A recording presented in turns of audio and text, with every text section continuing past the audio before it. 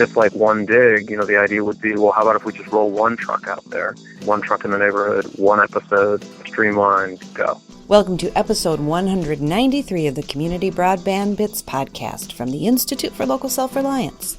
I'm Lisa Gonzalez. When a community chooses to deploy a fiber network, it's no small undertaking.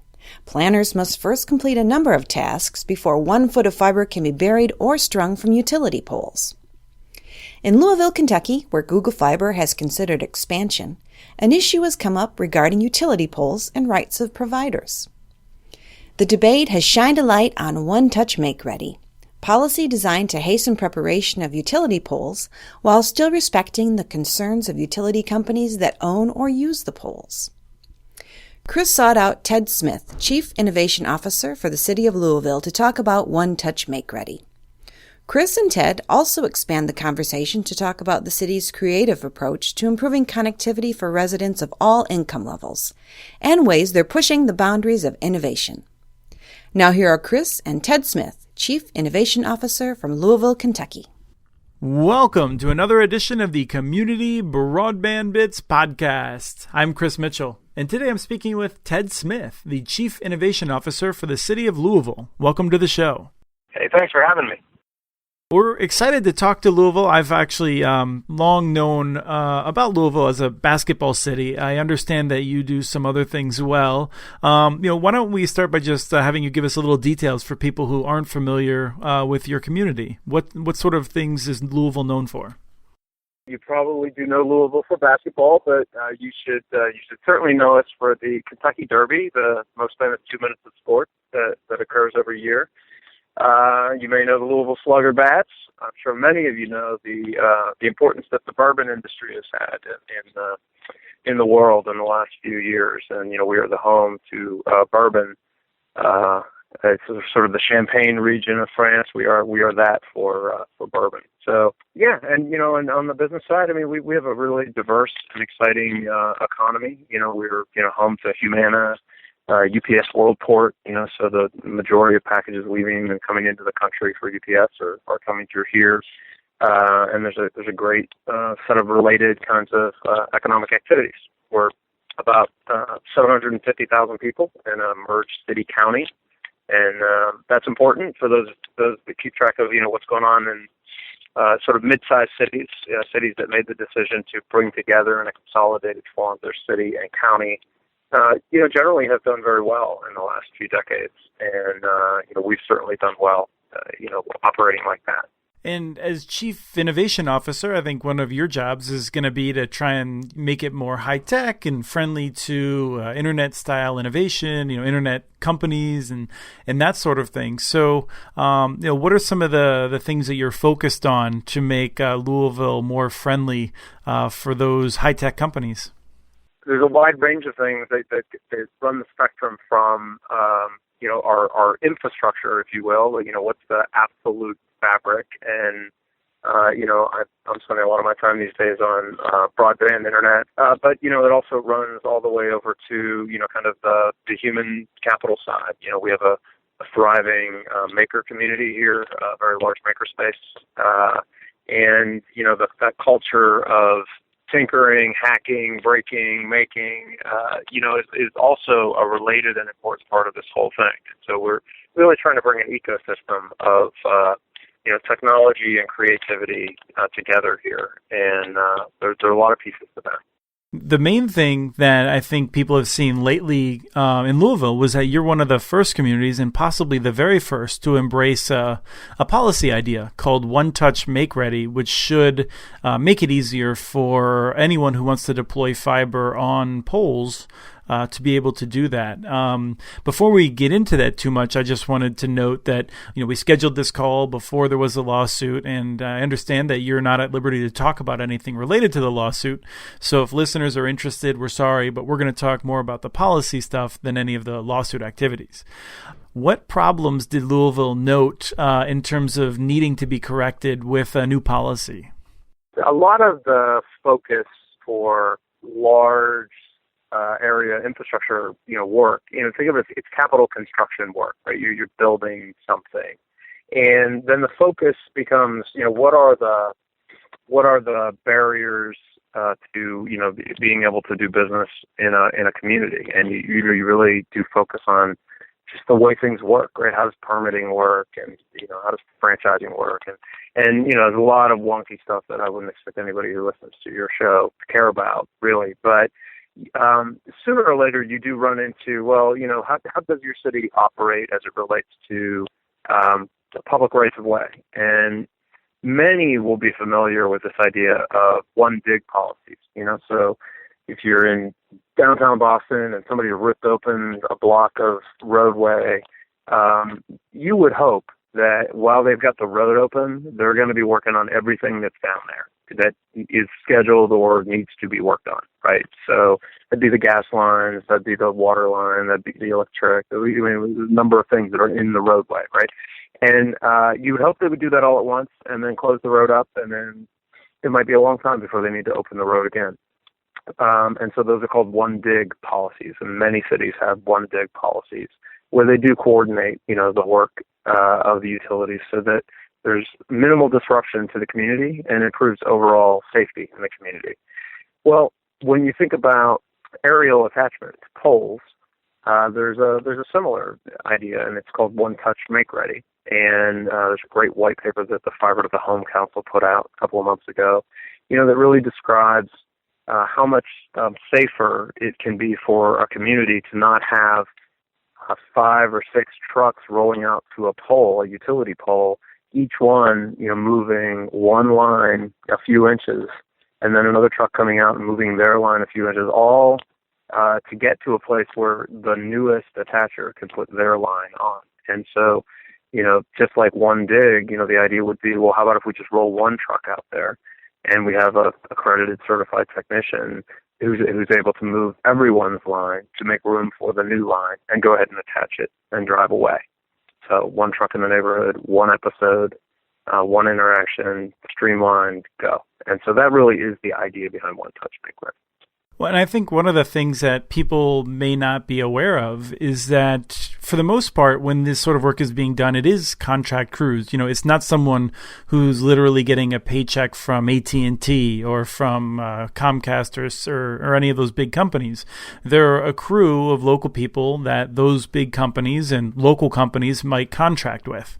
So what you're doing to some extent, I think, is you're basically finding common crews that everyone trusts to work with and just having them do it at once rather than, rolling that truck multiple times.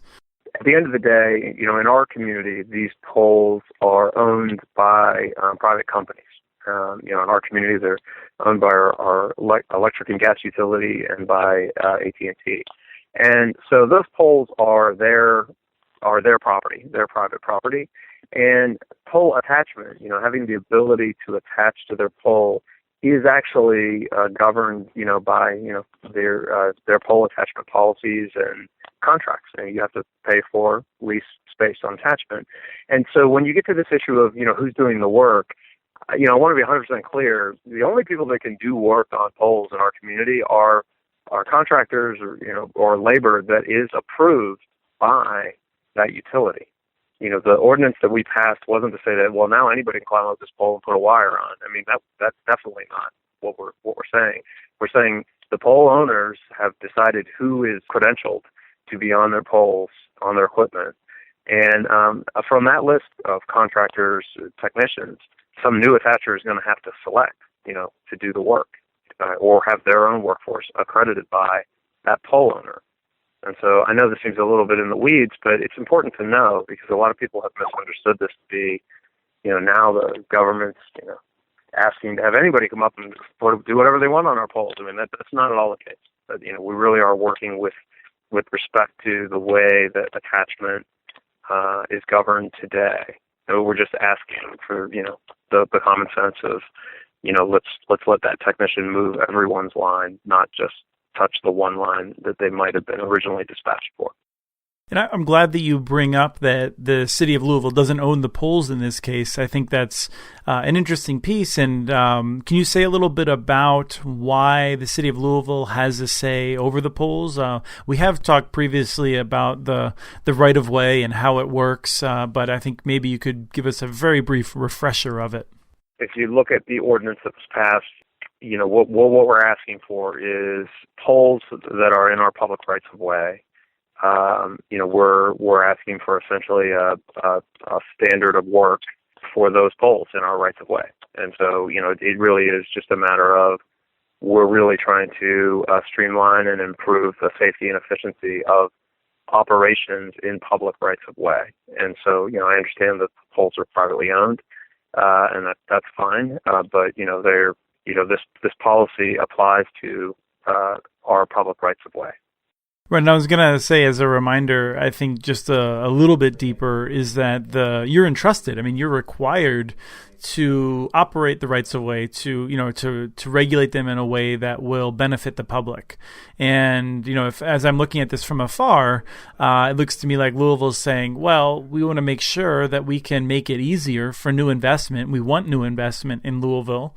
And if you have this system where a company that wants to build fiber has to wait months and months and months, that's going to be a problem. So you're basically saying our rights of way are going to be more efficient. I mean, is that basically the high level? I would argue, the Councilman Hollander who sponsored the ordinance and got it passed through.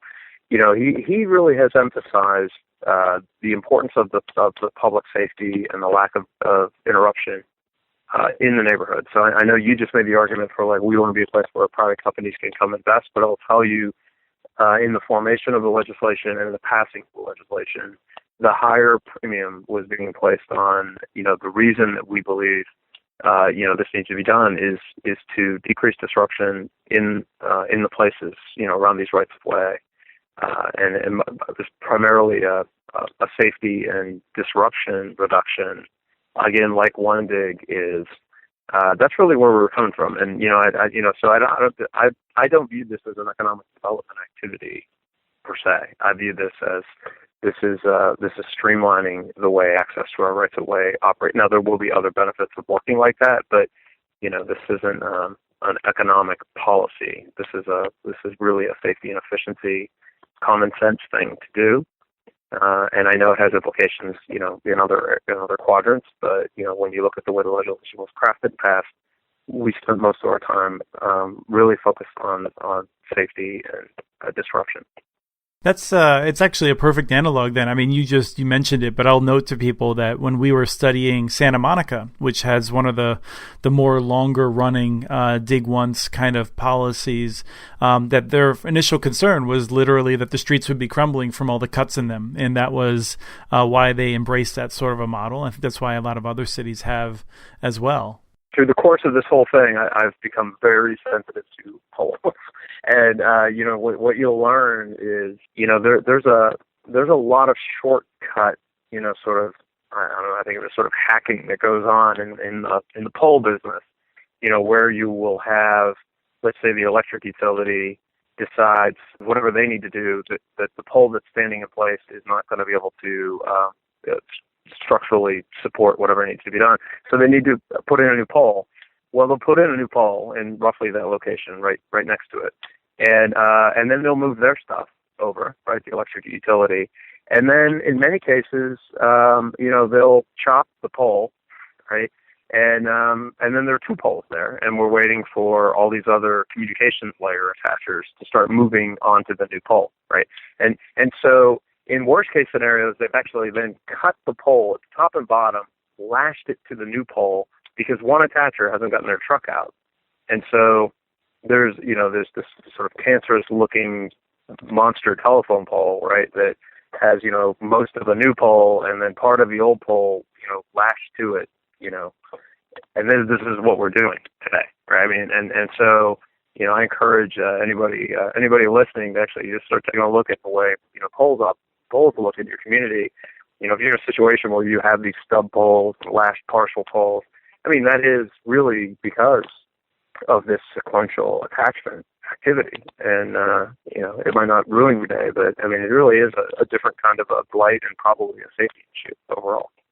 Well, I'm curious. One of the reasons that I tend not to do a lot of talking about polls is that after visiting some communities that have often over a period of many decades engaged in undergrounding projects, I've become very partial to getting as much out of the site as possible. I just think the aesthetics are wonderful. And I'm curious in a longer term, does the city of Louisville, do you think you can encourage conduit access as well, or are you focused on polls for a long term?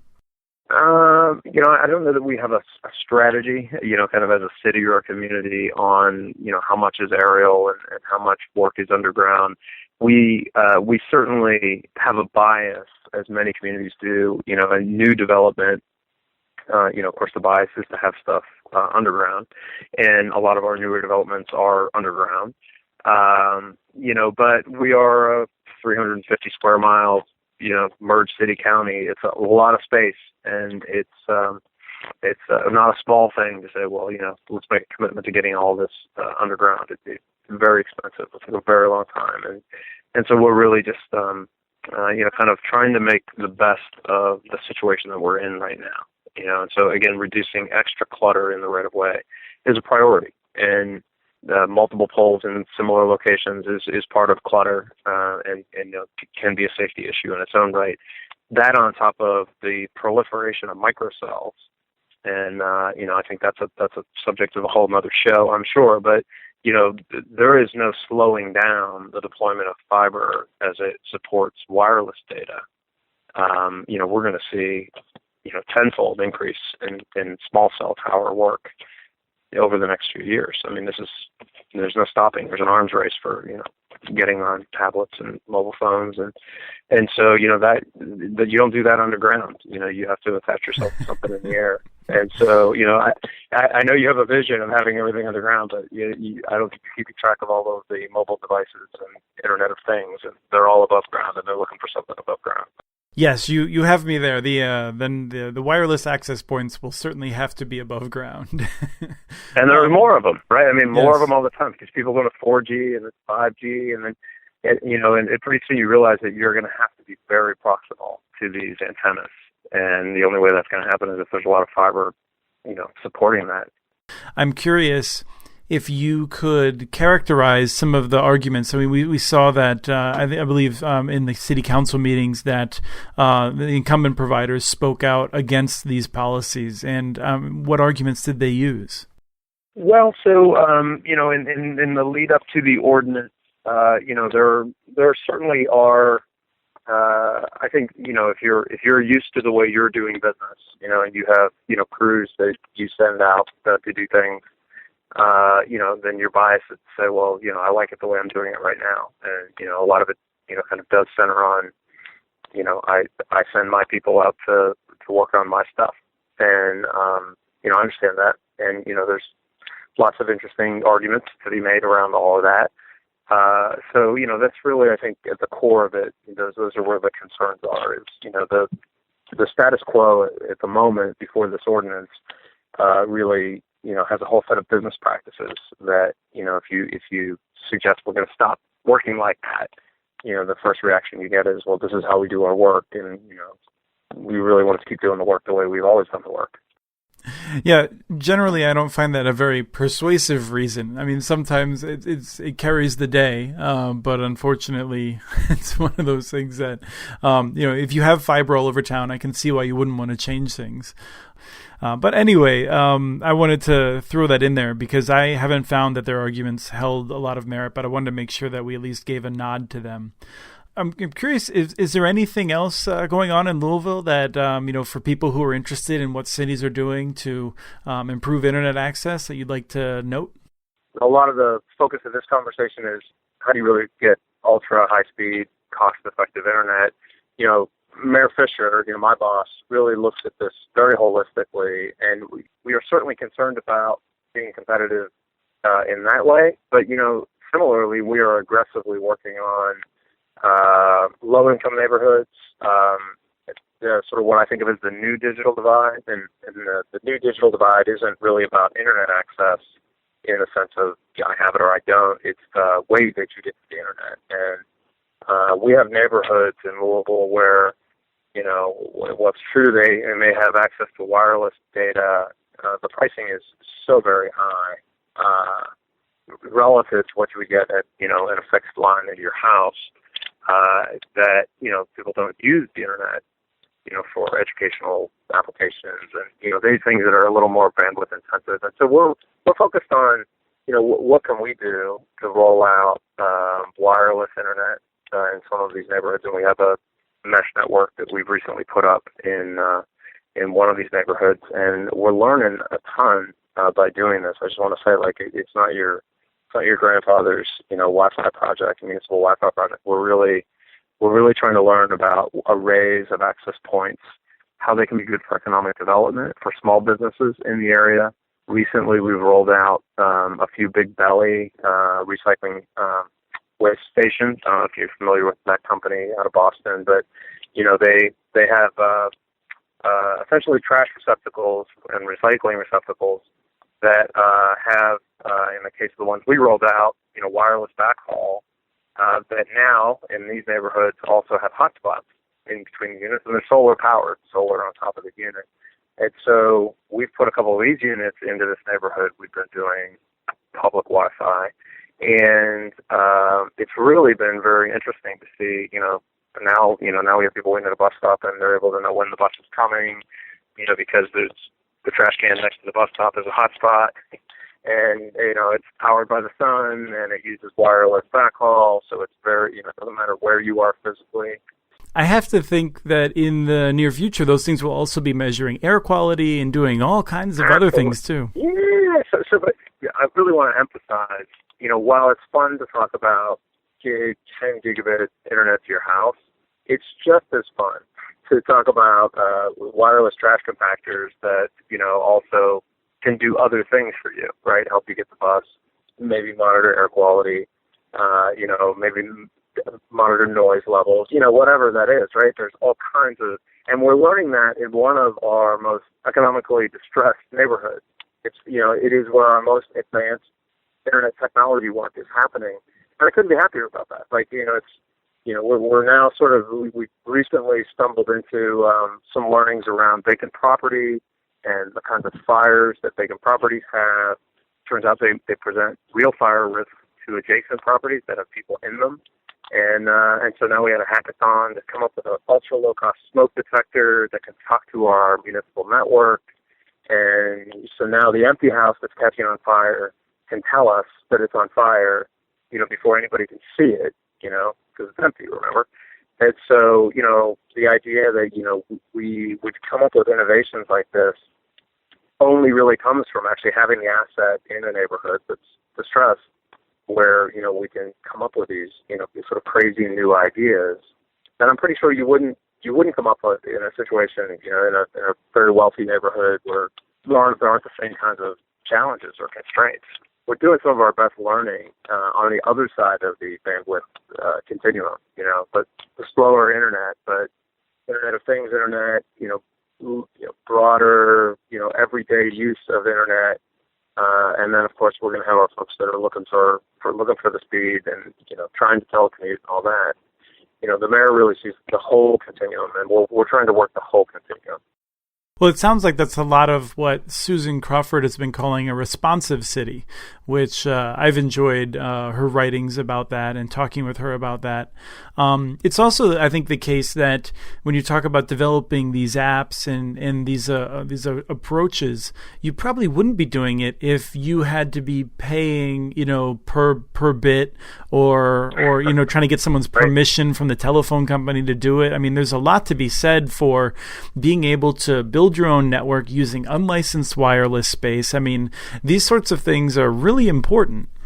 Yeah, no, it's really, and like anything in life, I mean, you actually don't really know what you're doing until you get busy doing it, right? And so we're learning as we're trying.